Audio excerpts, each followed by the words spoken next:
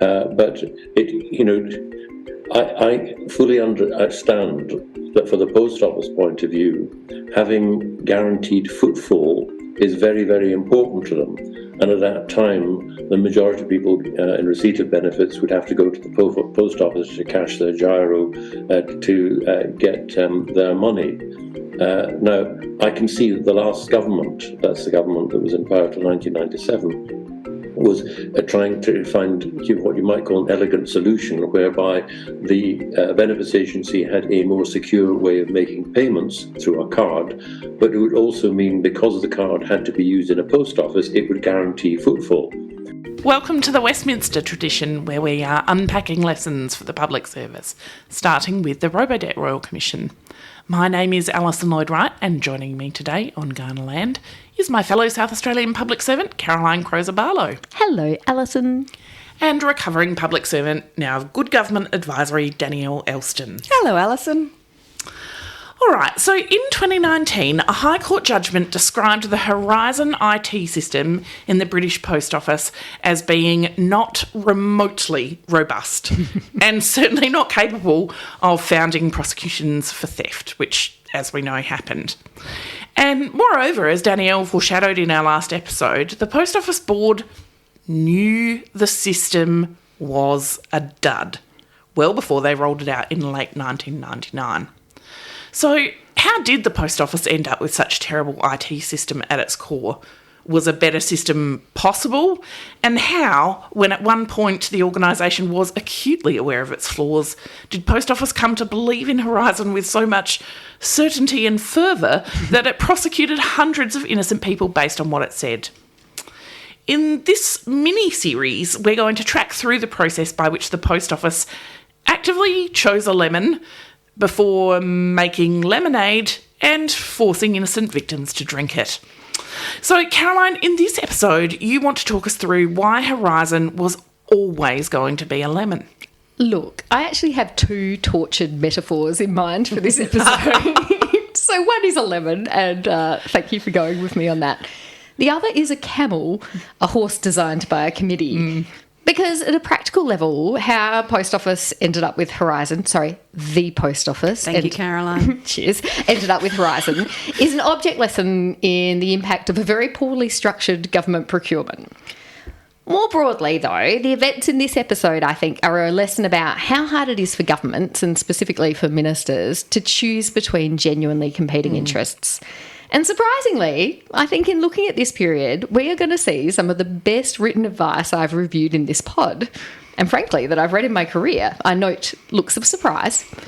Look, this advice It clearly wasn't enough to turn it around. That's right. But we're talking about advice with options, which we've talked about. I love options. That's right. It's frank and fearless. It doesn't hide the conflict. So the issue in buying Horizon wasn't poor advice or even poor judgment. It was actually that sometimes you get to the point where all your choices are bad. So I think the real question is, how did they get to that point? All right, so, and with nothing but love, ICT procurement is not the most exciting topic we could cover. You're going to have to work pretty hard to make this one exciting, Caroline. Look, it's December 1998. Thanks, ladies. It's December 1998, and Jeff Mulgan, civil servant advising Tony Blair and, I'd say, future thinker in residence for the South Australian government, writes a piece of 5-page, well-spaced advice that opens with the words, "A decision needs to be taken on whether to proceed with the Horizon project. You'll recall that this is the initiative to automate the post office network involving ICL. The project is nearly 3 years behind schedule, having been plagued with problems." And he goes on to cogently outline a range of options, which I'll talk you through later. And so let's just hold up one moment. Why was the PM giving a steer on whether or not to proceed with Horizon at all? Look, because in Jeff Mulgan's own words, this is one of those ones where the different parts of government were really at loggerheads. They had diametrically opposed positions, and at this point they were becoming more, not less, entrenched. I mean, We've all seen that, right? So Plenty of familiarity with that. that's exactly right. So look, the procurement began 3 years before, and it's the bastard child of many not very overlapping interests. And when the interests come to a head, it does have to come to the top to resolve. So in the quote at the top of the episode, we hear Alistair Darling, former Chancellor and a key Labor minister at this time, describe this procurement as what you might call an elegant solution. I fear too clever by half. So I'm going to introduce you to some of the key players, and I know Danielle's been diving a bit as well, so she might jump in with some colourful details. So let me introduce you firstly, not to Post Office actually, but to the benefits agency, the people who pay welfare, who are really interested in this point in fraud reduction from encashment, which is people claiming other people's benefits or presumably claiming like a false coupon. Like, that's not a word, but sure. I loved it.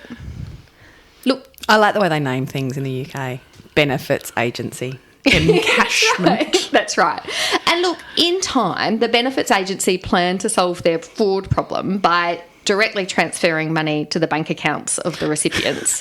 Which Sorry, hold up. They weren't doing that? Is this 1948 or 1998? Like, every so often I am struck by Australia being more advanced on some of these things than the rest of the world. Certainly, yes. Yes, no, they weren't doing that. But they knew it would be better for their clients, at least those clients who had bank accounts. And they weren't ready for it at scale. Now, benefits agencies seem to have a relationship with a kind of parent agency called DSS. And their interest in this process is that they really thought the post office was a super expensive way of delivering the benefits. So they were looking for a cheaper way of delivering benefits. And then the post office is being required to move into the place where it's like a going concern that can wash its own face, can deal with its own money. And they're really worried about viability. So the post office is paper-based. It has this like existential need to engage in automation. And it's really worried about losing the benefits agency work, which is about 30% of its revenue. So in a practical sense, are you picking up your benefit in cash Yep. from the post office? Using a coupon. You take in a paper coupon from your I'm coupon Alison book. and I'm on Oz Study. Yep. Give me my cash. Okay. So the post office is keen to keep that business, knows that it can't keep doing it in the paper-based way. It's an arm's length entity from government, but the appointments on the board are made by the secretary, and it also needs Treasury investment for significant investments, which of course gets us to Treasury. Anyone want to have a guess what Treasury's interest in this process is? Oh, they want to spend more money? No? Got it wrong? No. Their interest, if at all, is in spending the least amount of money on what I would describe as the minimum viable solution. How's that for a guess? 10 out of 10. Alison, Danielle, you're back to remedial public sector school. So that's the interests of most of the players. And then there's this last one who I can't work out who to give the interest to. The community has also got this worry about rural post offices, right? It's worried that they might lose their local post office. Okay. So they want it to be viable as well. They do. And this has strong vibes in Australia, not so much just post offices. Banks. And I think Schools. branches. where this is quite, well, this is what I was going to get with banks and post offices, is we've kind of gone a little bit down this way now with the role that the post office in Australia plays in relation to being a bank kind of front end. But the closure of bank branches remains incredibly controversial. Yeah. And so, interestingly, one of Post Office's long-term strategies at this point is that they want to sort of maybe become a bank for the unbanked. They're like, oh, yeah, maybe our long-term solution when benefits agency moves to like paying directly into banks is that we offer a really simple banking product. Yeah. Which makes sense, right? Anyway. Especially considering there's 18,000 of them. Exactly. So how do all these interests then start to come together? Or not, as the case may be. So apart from leaving us at a point later on where it becomes very stuck, in 1995, these interests come together into a very specific structure for a procurement that is a complete disaster. Firstly, because Treasury, it's set up as a PFI. Have you guys ever done a private finance initiative? Nope. Oh, we've got a few of them in the States. So some of our schools, some of our more recently built schools are PFIs. What they are is they're something where, with no upfront money from government, a third-party provider builds a thing and then government pays for its use ongoing. So instead of kind of paying for the upfront capital, they pay a kind of fee as you go through. So toll roads, great example. Yeah. Rent to buy, kind of. Yeah, rent to buy. But you don't own it at the But end. you don't buy, just rent. That's right. It's more like renting. Service delivery, like prisons, you often see a PFI on a prison. So look, in a PFI, the supplier has greater freedom, and it's really intended as like more off-the-shelf kind of thing, where the benefit of it is that the supplier wears the risk of any of those costs of customisation. So, you know, if your school actually happens to be peopled with, I don't know, abnormally tall children and you need to make the school very, very high ceilinged, the supplier wears that risk. Yep. So you just have to keep paying the kind of monthly user fee that comes after that. What this leads to when you do a PFI is that like the government becomes much less interested in the technical risk of are the doorways high enough or are the bathrooms They don't own it. suitable. They don't own it. That risk goes to the supplier. And they become much more interested in the commercial contents of the contract, right? What am I going to pay? Yep. Yeah. All right. I think you guys can see where this is going. So in this procurement, they choose a company called ICL Pathway, which eventually becomes owned by Fujitsu, and we just know it as Fujitsu, even though they are assessed as the least technically competent. Right? And they choose it because ICL Pathway say, well, we're willing to take on more of the risk, right? More of the technical risk in return for this return. Now, do you guys know that old saying that if you owe the bank $1 million, it's your problem, but if you owe the bank $1 billion, it's theirs? Yes. Right?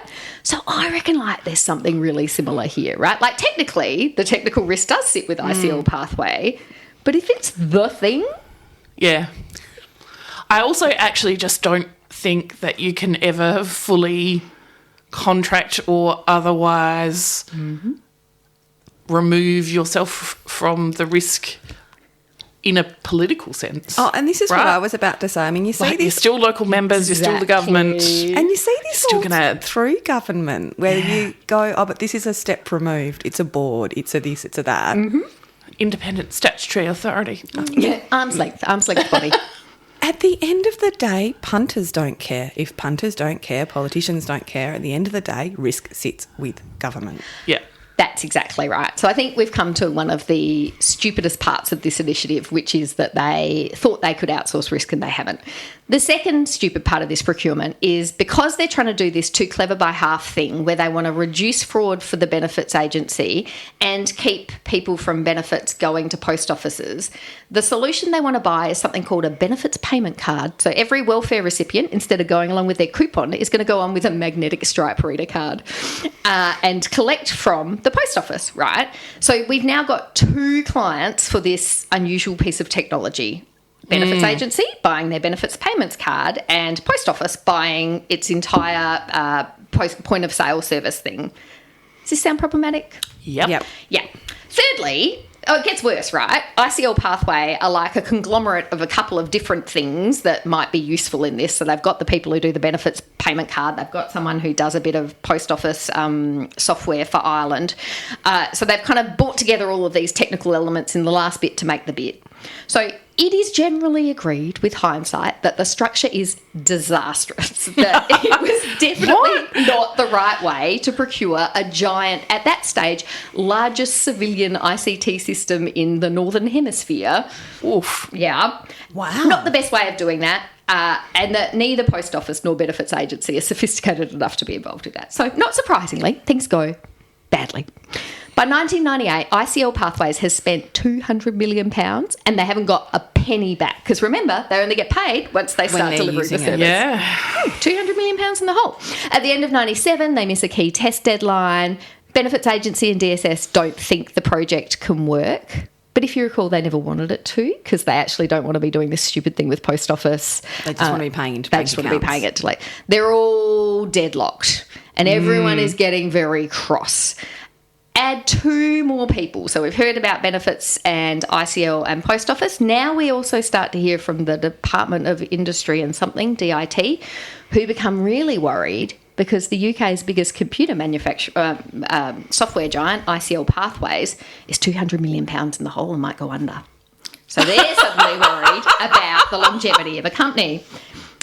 And we have Fujitsu, who have started to invest in ICL Pathways, and they're worried about losing their money. And so they're like writing these bemused missives to Prime Minister Blair saying things like, we have complete disbelief at HMG's decision-making process, which is just delightful. Hang on, can I just say at this point, you're making ICT procurement like a thriller. I know. Nailing it, girl. I'm like, and then what happens? Right. Excellent. So, Harriet Harman. So, you've got to remember, Blair has only just got into power, right? 97, they get in after the Tories. I know, he's a baby. He has all his hair at this point and he looks very, very young. Harriet Harman, the new Social Services Minister, smart woman. In February 98, her agency comes to her and says, it's a dud. They've spent $200 million. It's never going to work and we just want to give the money directly. And she writes a letter that I'm going to ask you to read out a bit of, Dee, because I think it's just brilliant because it's one of those few times where a minister really shows the breadth of perspective. So can you take us away? Absolutely. The immediate urgency on the financing of the project means that John Denham, who is leading this work here, needs to write very shortly to Alistair Darling on the funding issues. Although we, as a portfolio, have a clear view about the best route forward, I am clear that we should at all costs seek to avoid getting focused too closely on individual departmental interests, and that we should aim to establish an agreed view from the start, avoiding the potentially damaging effects that our quite legitimately differing departmental views can have when exposed to the public eye. Don't you love it? I do. I read that and I'm like, that is just excellent ministering, right? Like she's got an agency giving her advice that says, scrap the deal. And she's like, I can see there might be some other things going on. I also like that it's quite legitimately differing departmental views. Yes. So it takes account of the fact that in these systems, we do have a silo and we have a different set of interests to the other person at the table. That's right. And we structure that way on purpose. Yeah, that's exactly right. We are designed to create and resolve internal conflict. It's brilliant, right? Like, I just think, and so she does this in February 98, and it leads to a chain of events that leads to that December 98 minute that we just heard from a little bit earlier from Jeff Mulgan.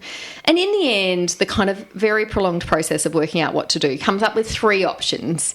One is just to keep on going as you are, split up the 200 million quid between government and ICL, and live with the fact that the project is really, really late, right? That, by the way, is obviously the preferred option of ICL, but also the preferred option of Post Office, who just want to keep, benefits agency work, and they're like, oh, well, whatever, we're down the path now. The second is to renegotiate with ICL and to progress the Horizon system but take out benefits card. So Post Office gets their modernisation, but benefits agency would be asked to hold off making direct bank transfers until Post Office can get into the banking game. So people will come in with their little pieces of paper for a couple of years more and then kind of move into it. And the third is just to reject ICL's approach and terminate the contract and let them take their 200 million quid loss and probably fall over. And so Mulgan writes to the But PM, also then you don't have... You've got nothing. You've got nothing. Yeah. You've moved nowhere. In 3 years. So Mulgan asks whether the PM wants to give a steer. And I think it's fascinating because while I think Mulgan's advice is excellently and cogently written, I'm going to put a little link on it in the show notes. What he later says to the inquiry about asking the PM is the following. And I think it's... Well, I don't know if this is a topic for an inquiry, but I repeatedly felt that he and other ministers were being put in impossible positions, making judgments on very complex commercial and technical issues on which they had no background. It'd be very unlikely they could, they have plenty of common sense, but is not a good way to make decisions. How would they make decisions then? Impressionistically, relying on their common sense? They were making decisions based on papers from civil servants who were perfectly intelligent, well-educated civil servants. But again, very few of the ones making the recommendations had any background in this kind of project. And those were then being fed into a political decision-making process by a significant number of different ministers who, again, had no background in very large, complex technical projects.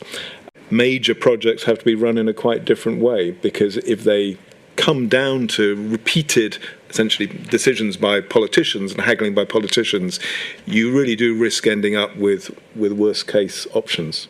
This is my question for you guys. What do you think about the PM weighing in on this quite complicated set of technical, commercial, strategic issues? After you, Alison. Oh, I don't know. We're both pulling some faces here, Caroline. Look, I think there are multiple reasons why prime ministers, premiers, and ministers. Did you use the word interfere? Inject themselves into solving. I agree, and I think they should sometimes. Long pause. I'm watching Daddy. Okay, so You go. Let me go.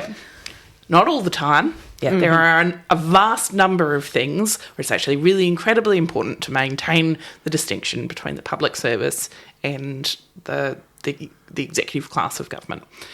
However, like I was saying before, you can't just contract out risk. You can't contract out political risk. And once it starts to become an issue that has legitimate political consequences in terms of not just your sort of electoral future, but how well you as a government are able to say that you represent and serve the people that you represent and serve, at the very least they have to be aware of those issues, if not giving an indicative steer. I'd also say, per my earlier point, that sometimes those things do have to come to the centre of government, and a Prime Minister's office or a, Department of Prime Minister and Cabinet or similar, precisely because of, as the Minister identified, like competing different streams of departmental priorities that just cannot be resolved without a sort of helicopter view about how those competing priorities are going to be managed. So, yes, and yes, and that's also what chairing the cabinet is for. Agreed. And so, in some ways, when you do it like this, you're taking it out of a cabinet process, and so you're running this parallel set of processes, and you start to I'm with you on this one. That agencies and agencies will forum shop for. I'll get a better run out of a cabinet process, or I'll get a better run by taking it to the direct PM, to the boss. Premier's office. Oh, yeah. You're totally right. Inspired. And so, you're right. Yes, and yes, they can't outsource political risk, and that is all terribly real. I just find that if you have, I think it's less. So there's two different types. There's ministers down into a line area, and then there's premiers and prime ministers in a cross government sense. The ministers down into line areas, public servants get very unhappy about when they are giving steers on operational matters, and I just wonder how often we stop and wonder why. Now, this is because it's an intractable dispute that needs an arbiter. Yeah. Now, that does happen. It would be better if the people at the table could solve a problem, but if they can't, that's where we're going to this process.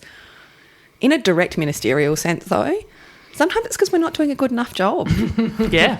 Like, some ministers are unable to resist the temptation to choose the paint on the wall of the such and such. Sometimes, though, it's they don't have confidence, and that's one of two reasons, because you're not doing a good enough job at it, or you haven't communicated the kind of risks that they are interested in to them. So I think I take your point about the role, Alison, but I think if we're trying to think about what our role in it is, it's to reduce the risk of foreign shopping between cabinet and a leader's office. That's the point. And to always reflect of, is this minister giving us a steer on an ICT procurement or door handles or whatever else because they don't have confidence, and why don't they have confidence, and how are we not managing this properly? Yeah, fair.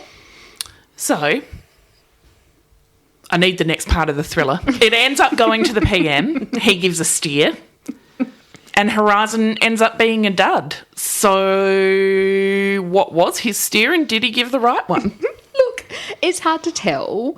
In fact, his steer, which is to crack on with the full deal and split the losses between government and ICL, isn't what happens in the end. So, like, this is what I mean by frank and fearless, right? Like, you know, they didn't just take the wish of the Prime Minister and make it happen slavishly. They kind of kept iterating. In the end, DSS is cut out of the deal. They promise not to introduce bank transfers for a while, and Post Office crack on with ICL pathways to complete Horizon in quite a hurry. This is agreed in principle in early 1999, like a year after this issue was first raised and a year and a half after they failed the first test anyway. And rollout is to commence at the end of 1999. And it resolves, although not neatly, the various interests, right? So Post Office keeps the business and Benefits Agency eventually gets to reduce fraud, da-da-da-da. But here's the bit. I think everyone was working from the wrong problem statement, because it's been framed as a financial contractual dispute. And partly that's because DSS and the Benefits Agency are sulky about being forced into it. So no one Never really seen takes that them- before. Yeah, no one takes Never them seen that seriously, before. right? They say it doesn't work and everyone's like, oh, sure. Yeah. ICL pathway are super secretive about the technology, partly because it's a PFI, so there you go, there's a whole other thing. And I think also just because, like, people aren't super comfortable with technical subject matter. So they come to this question as though it's a financial or strategic commercial decision. But actually, it is also a technical problem. Yep. That's why DSS kicked off. They failed a kind of, ICT pathway.